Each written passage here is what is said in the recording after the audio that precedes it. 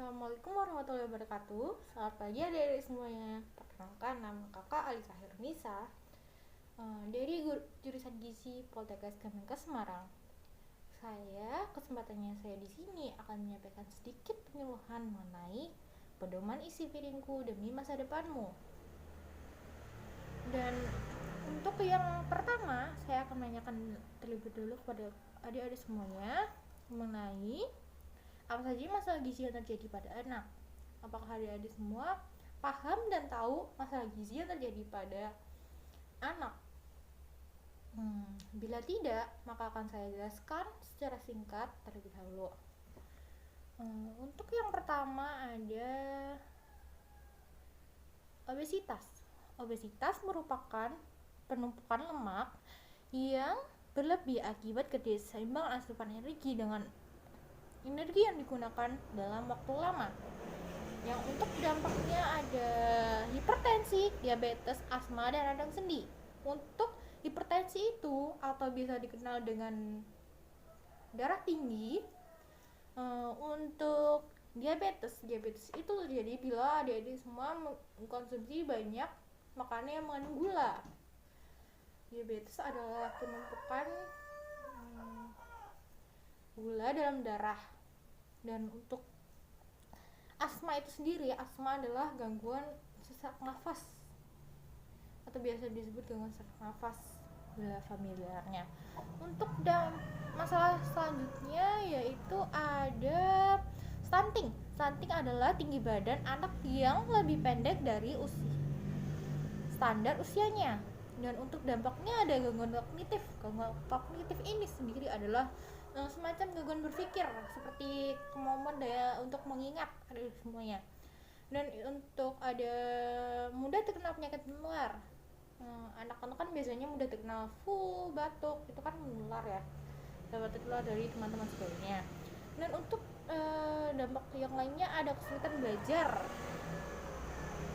Jadi malas, lesu kan itu dapat mempengaruhi kualitas belajar, kesulitan dalam menghadapi pelajaran. Dan untuk selanjutnya dalam masalah gizi pada anak ada diare. Diare adalah kondisi di mana anak akan buang air besar lebih sering daripada biasanya dan bentuknya encer.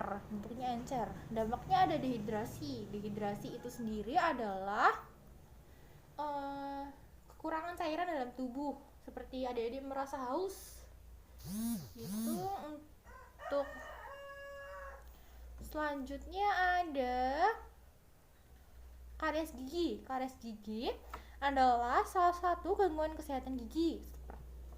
Kalau biasa masyarakat kita sebut adalah gigis nanti gigis dan ompong. Gigi kalian adik-adik semua menghitam dan mengeropos. Untuk dampaknya membuat anak mengalami kehilangan daya kunyah dan terganggunya pencernaan yang mengakibatkan pertumbuhan kurang maksimal.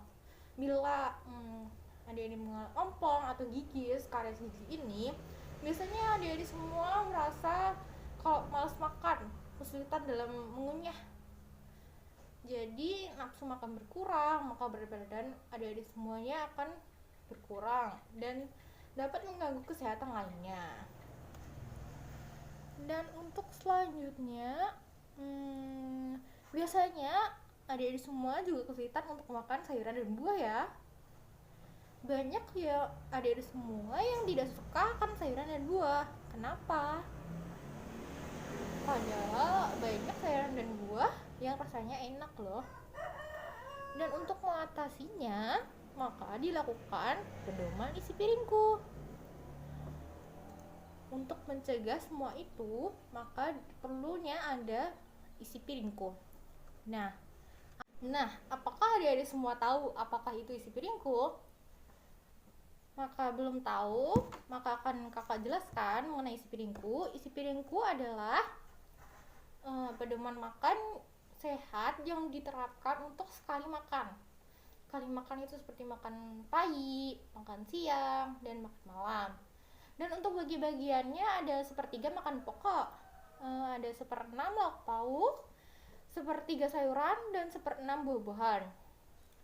Dari komponen-komponen tersebut, apakah adik-adik semuanya sudah jelas? Saya akan menjelaskan sedikit mengenai komponen dari isi piringku ini ya.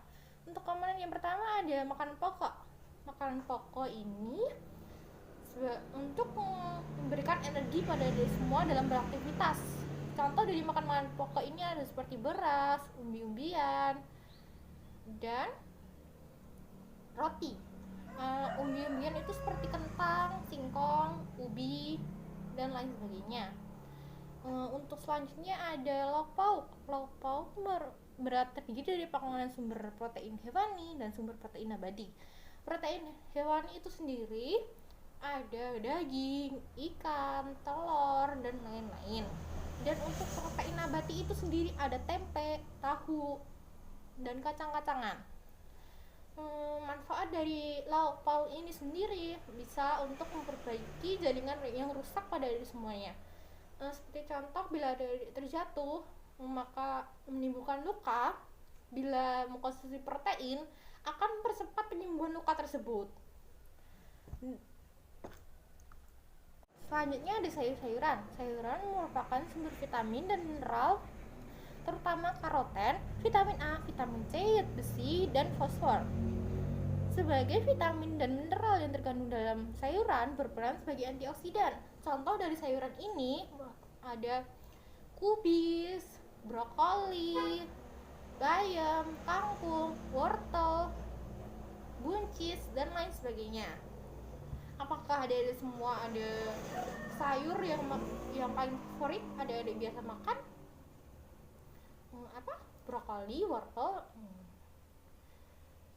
Dan untuk selanjutnya ada buah-buahan. Buah-buahan merupakan sumber berbagai vitamin A, B1, B6, dan C, mineral serta serat pangan. Sebagai vitamin mineral yang terkandung dalam buah-buahan berperan sebagai antioksidan.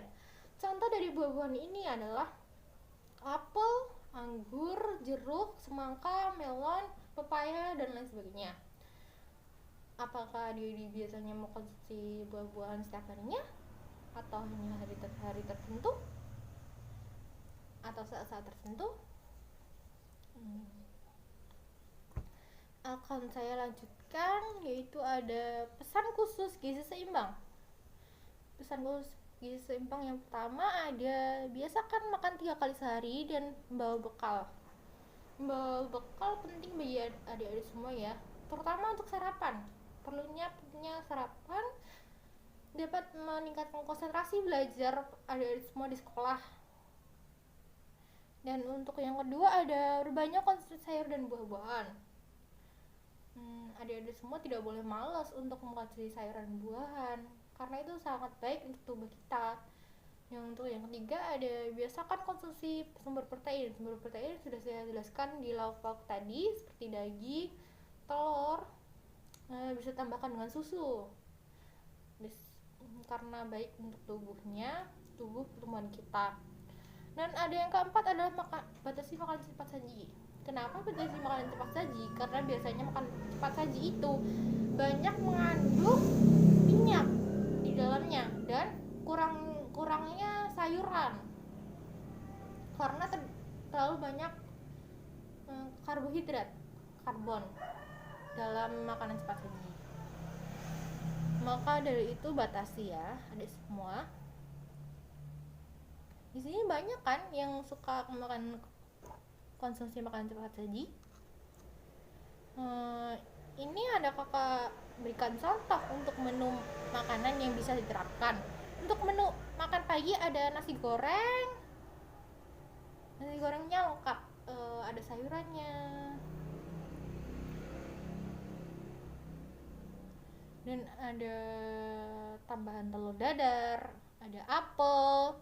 Untuk selingannya ada roti bakar keju.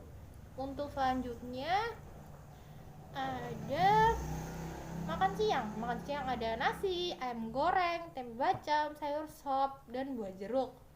Untuk selingannya ada risolnya dianjurkan untuk risol sayuran ya. Jadi isinya kayak biasanya isinya kentang, wortel, dan lain-lain. Untuk Untuk makan malam ada nasi, pepes ikan, tahu goreng, cah kangkung, dan pisang. Ini merupakan salah satu contoh yang kakak berikan. Bila tidak seperti ini juga tidak apa-apa. Ini contoh yang bisa diterapkan ada semuanya. Dan ini adalah gambar contoh menu yang tadi gambarannya ya, kira-kira seperti ini gambarannya. Terima kasih sekian atas kesempatan penyuluhan dari saya. Terima kasih atas waktunya, mohon maaf bila ada kekurangan. Wassalamualaikum warahmatullahi wabarakatuh.